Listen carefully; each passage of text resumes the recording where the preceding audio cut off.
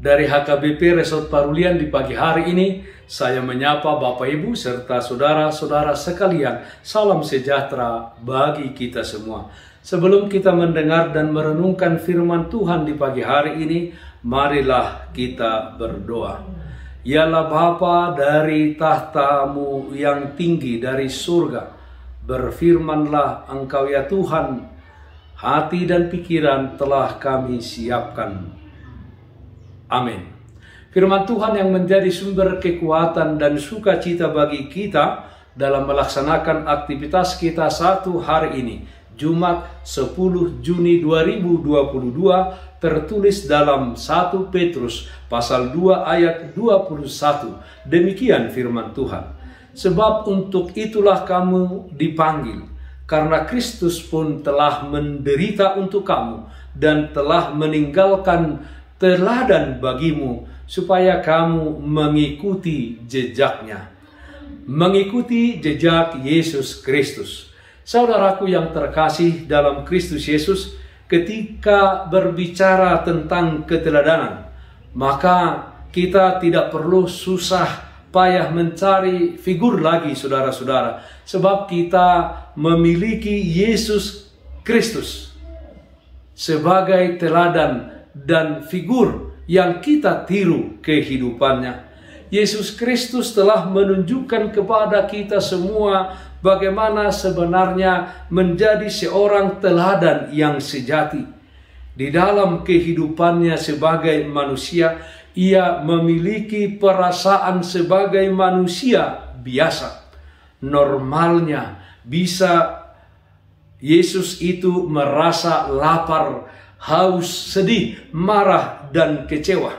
Bahkan Yesus pernah merasa takut dan stres yang luar biasa, hingga peluhnya dikatakan seperti titik-titik darah yang bertetesan ke tanah. Lukas pasal 22 ayat 44. Namun demikian, tidak sedikit pun Yesus menyimpang dari ketetapan dan hukum Tuhan. Yesus menjadi pemenang. Dia taat kepada Bapanya yang di surga sampai dia mati di kayu salib. Dengan kata lain, Yesus tidak pernah jatuh ke dalam dosa, tidak pernah sampai bersalah dalam perkataan maupun perbuatannya, seberat apapun kehidupan dan tugas pengorbanan yang harus ia lakukan. Yesus menyelesaikan semuanya dengan baik dan dia keluar sebagai pemenang. Saudaraku yang terkasih dalam Kristus Yesus, dalam dunia ini penderitaan dan kesusahan pasti dihadapi semua orang tanpa terkecuali. Apakah dia orang miskin, orang kaya, seorang awam, atau yang punya jabatan, ya, dan lain sebagainya. Penderitaan dan kesusahan itu seperti sakit penyakit, atau mungkin mendapatkan PHK di tempat kerjanya. Dia mempunyai masalah akan suaminya, di mana suaminya memiliki wanita idaman lain. Dia mungkin, seseorang itu mungkin menghadapi masalah karena anak-anaknya yang tidak taat, selalu melakukan sesuatu yang jahat, dan masalah-masalah lainnya yang dapat mendatangkan penderitaan, mendatangkan keputusasaan, dan berpengaruh terhadap iman percaya kita.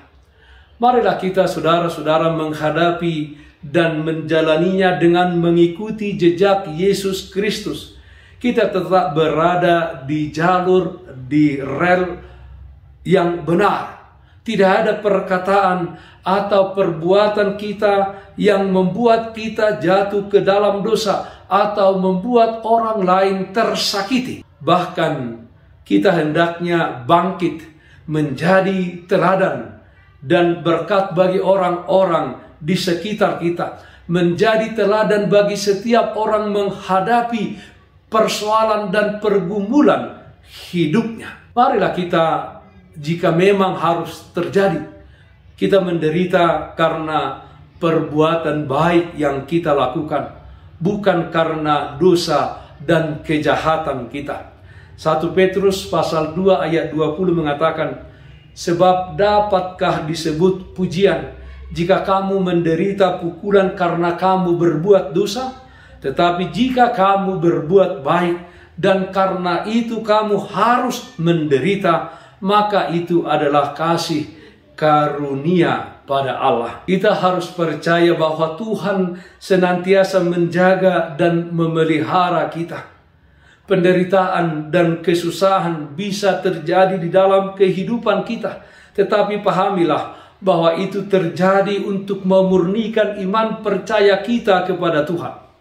Di balik masalah dan penderitaan yang kita alami, selalu ada maksud mulia yang akan dilakukan Tuhan bagi kita.